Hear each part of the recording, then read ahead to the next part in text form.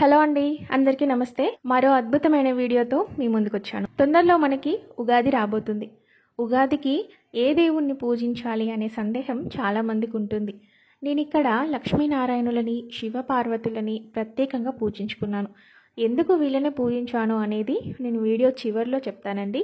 అలాగే ఉగాది రోజు ఖచ్చితంగా ప్రతి ఒక్కరూ 6 పనులనైతే చేయాలి. అవి ఏంటో కూడా ఈ వీడియోలో క్లియర్గా తెలుసుకుందాం. సో వీడియోని ఎక్కడ స్కిప్ చేయకుండా చివరి వరకు చూడండి. మొదటిది అభ్యంగన స్నానం, అంటే నూనెతో తలంటు స్నానం. రెండవది పూజ, ఈ ఉగాది రోజు చేయవలసిన ప్రత్యేకమైన పూజ. మూడవది ఉగాది పచ్చడి, ఇది అందరికీ తెలిసిందే, కాకపోతే దాని గురించి క్లియర్గా తెలుసుకుందాం. నాలుగవది పంచాంగ శ్రవణం. ఐదవది నవరాత్రి ఆరంభం. ఆరవది కర్మఫలం.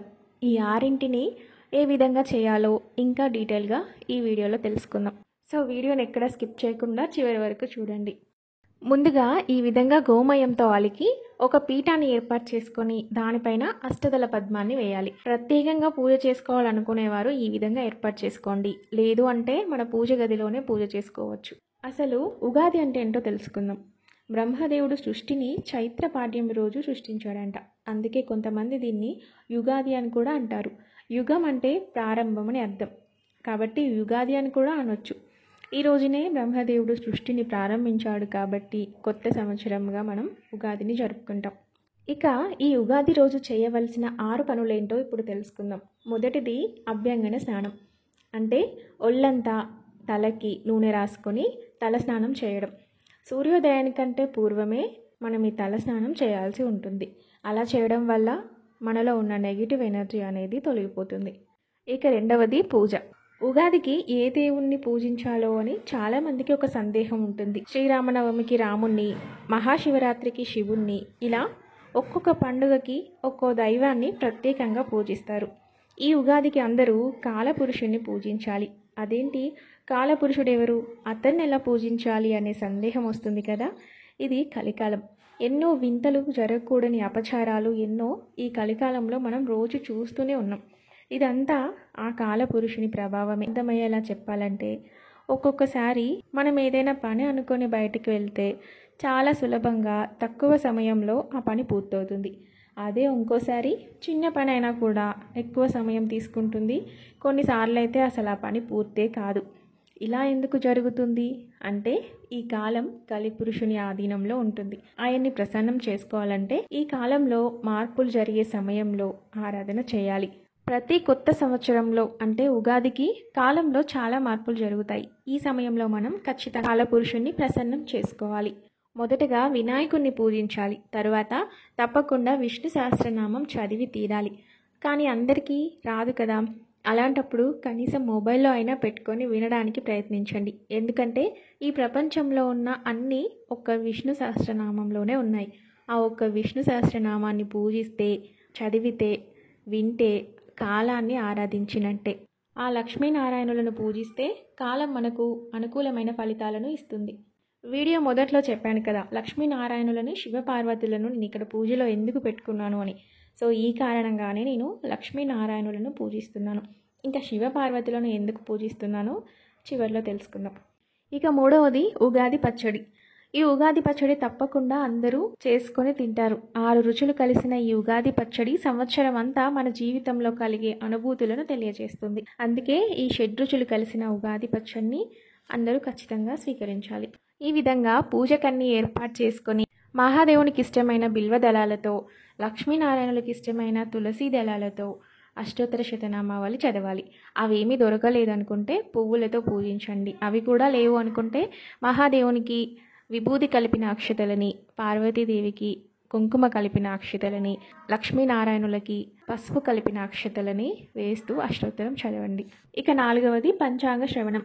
ఈ కొత్త సంవత్సరం రోజు కొత్త పంచాంగం రాస్తారు. ఇది అందరికీ తెలిసిందే. ఖచ్చితంగా ఈరోజు పంచాంగ శ్రవణం చేస్తారు. మా దగ్గర పుస్తకాలు ఉంటాయి, చదువుకుంటాం అనుకుంటారు కొందరు. కానీ నిజానికి పంచాంగ శ్రవణం అంటే అది కాదు. చదివేవారు వేద పండితులై ఉండాలి, ఉపాసకులై ఉండాలి, వాళ్ళకి వాగ్బలం ఉంటుంది. అలాంటి వాళ్ళు చదవడం వలన ఆ పంచాంగం ఖచ్చితంగా జరుగు తీరుతుంది. అంటే జాతకంలో ఉండే మంచి వారి నోటి నుండి రావడం వల్ల, అలాగే ఏదైనా పరిహారాలు ఉంటే వారి ద్వారా తెలుసుకోవడం, ఇలా చేస్తే దాన్ని పంచాంగ శ్రవణం అంటారు. ఇక 5వది నవరాత్రి ఆరంభం. ఉగాది మరుసటి రోజు నుంచి లలితాదేవి నవరాత్రులు ప్రారంభమవుతాయి.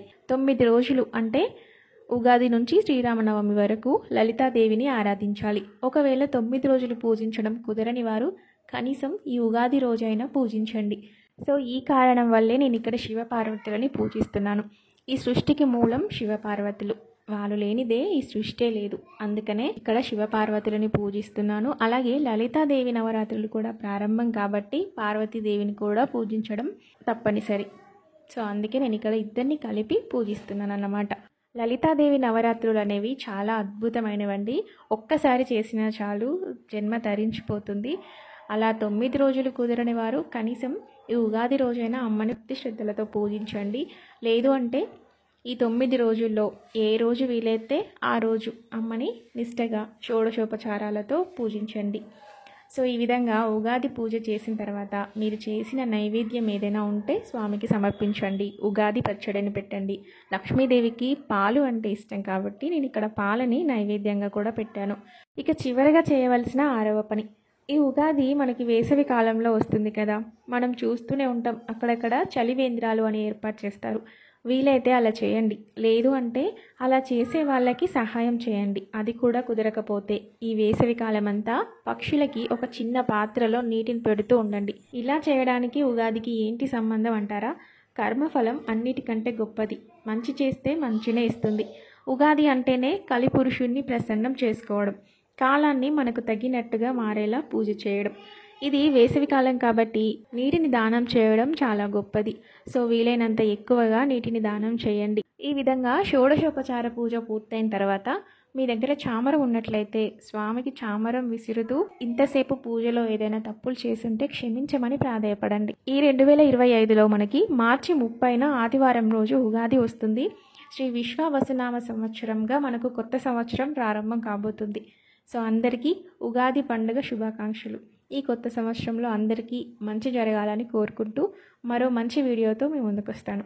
వీడియో నచ్చితే కనుక లైక్ చేయడం మర్చిపోవద్దు. ఏదైనా డౌట్స్ ఉంటే కింద కామెంట్ బాక్స్లో పెట్టండి, తప్పకుండా రిప్లై ఇస్తాను. Thanks for watching.